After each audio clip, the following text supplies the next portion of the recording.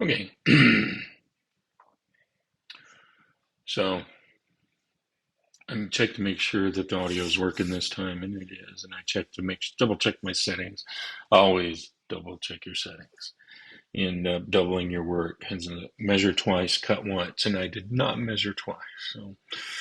Uh, so like I told you before, and like I told you in the email, um, look at your section, but look at the whole part of it.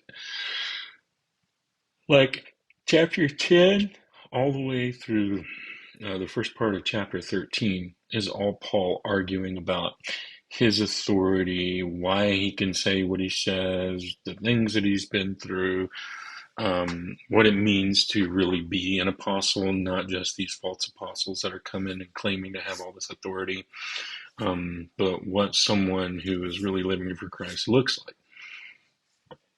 So if you read that, just, however many times you want until you feel familiar with it.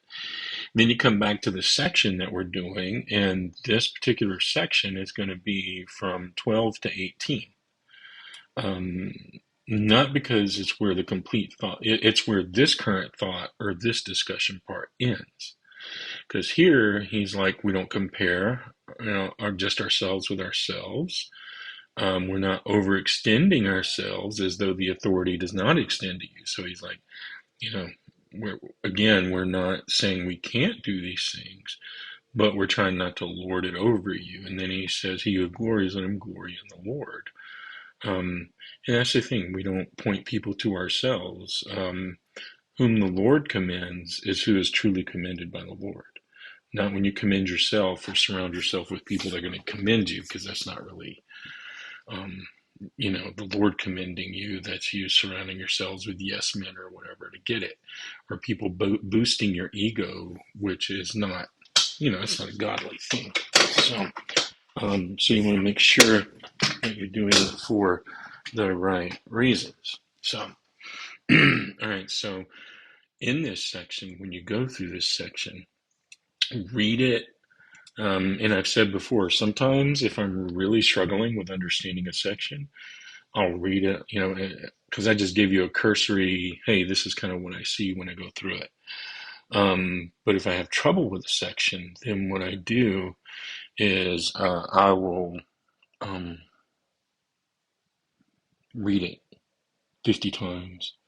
I'll read it a bunch of times in the New King James because that's what I'm studying from.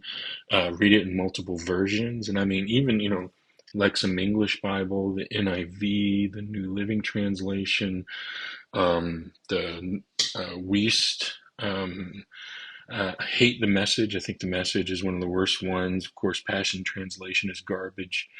But, New American Standard, King James Version, um, there's not a lot of other ones that, of course, I think I already said New Living Translation, but to me, that's one of the best. And then once you read it and you become familiar with it, and you can keep your notepad out. And like I told you before, I use Notability mainly for taking my notes. And I can send you, I think I can export a part of it out as a PDF. But I copy like my scriptures into it where I can take my notes beside it. And then I do that's my first draft. And I'll kind of get my ideas out. And you can also keep that same notepad out or that note out where even as you're just reading through it and something really pops in your head, write it down.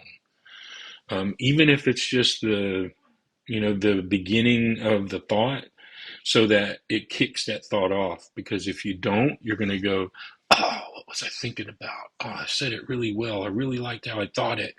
And then the Holy Spirit's like, you should have wrote it down, So write it down. Write it down. If it's complicated and complex, but really makes a lot of sense to you, write it all the way out. Even if it stops you from doing your study and takes you 10 minutes to do it because the Lord's showing you something. Even if you don't use it in your message, God's growing you. and you want to let Him grow you in those things. So there you go. So that's your further assignment for today.